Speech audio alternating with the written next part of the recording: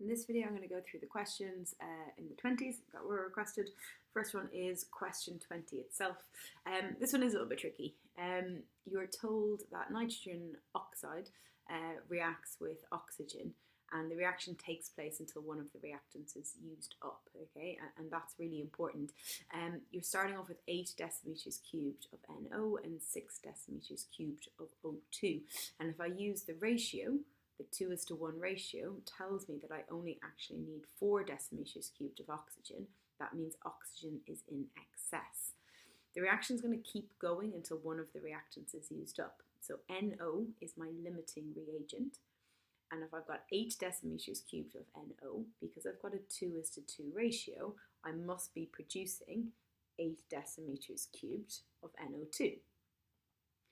At this point though, because you've got a 2:1 ratio here, you're only going to have used up 4 decimeters cubed of the oxygen, and you're starting with 6, which means you are going to have 2 decimeters cubed of O2 left in that flask, giving you a total volume of 10 decimeters cubed at the end of the reaction. And that's why your answer there is B. All of the NO is converted to NO2, so you still have 8 decimeters cubed, but the O2 is in excess. You've still got 2 left. It gives you 10 in total.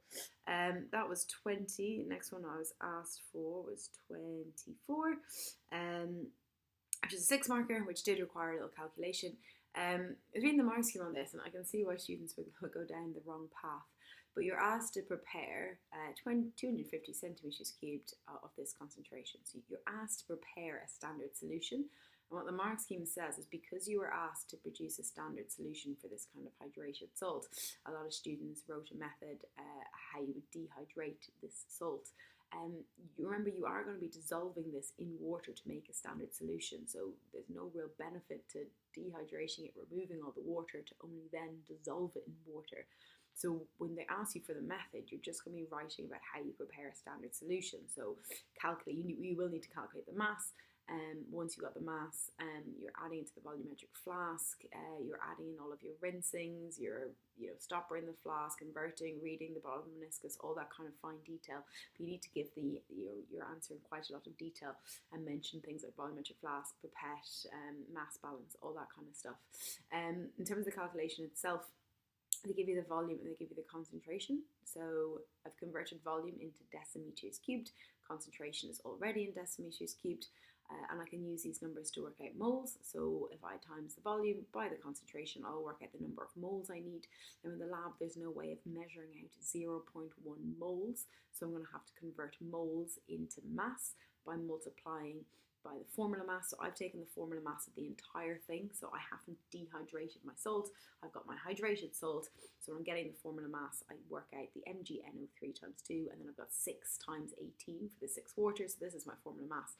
And with my hydrated salt, I'll need to measure out 25.63 grams of it.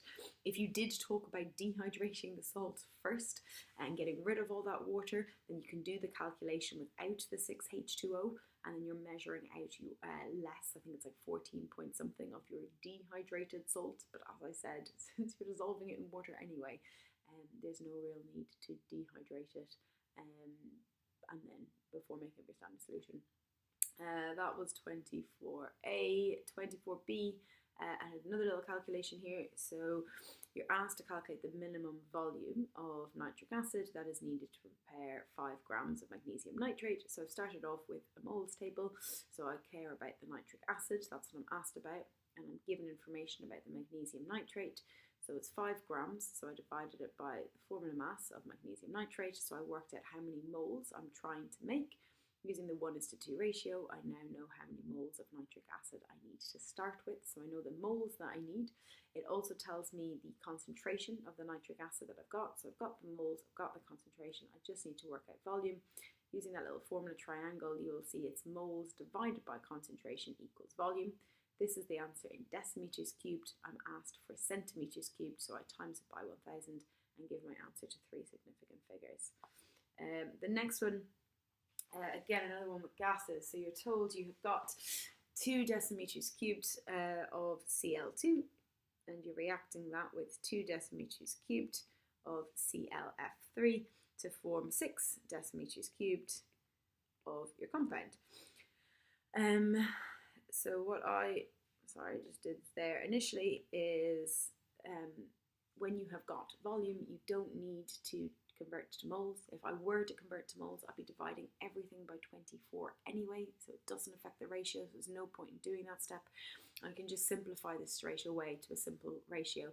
Divide everything by 2, I've got a ratio of 1:1:3. So those numbers there will represent my balancing numbers, a 1, a 1, and a 3. And you're told the reaction has 100% atom economy, so I know I'm only making one product. And in my product, I need to make sure I'm ending up with a balanced chemical equation. Alright, so I can see on the left-hand side at the moment that I've got Cl2 and Cl. I've got 3 chlorines in total. I know that my balancing number has to be a big 3 over here, so that means my molecule must only have 1 chlorine in it, because that big 3 is going to give me the 3 chlorines that I need to balance the chlorines on the left. For fluorine, again, I've got 3 fluorines here on the left-hand side. I need to have 3 fluorines on the right. That means my molecule must only contain 1 fluorine, because again, that big 3 that I know must be in the front gives me the 3 fluorines I need on the right to balance out the 3 fluorines on the left. So it's just 3 molecules of ClF. Key here is 100% atom economy. That's how I knew only one product was being made, and that it must balance based on just one product. That's 26. Then 28 was another percentage yield question. So I start off with my haloalkane. They tell me that I've got 24.24 grams of it. I work out then how many moles of the haloalkane I'm starting with. Then using my ratio, I can see this is the number of moles of alcohol I should make, times it by 74, and I work out the mass of the alcohol that I should make in theory. So that's my theoretical yield, the amount I should make in theory, but I'm told in the question that my actual yield is only 4.81, so it's actual over theoretical times by 100, and it gives me answer C. And the last one here is 29, it's a PV equals nRT question, okay?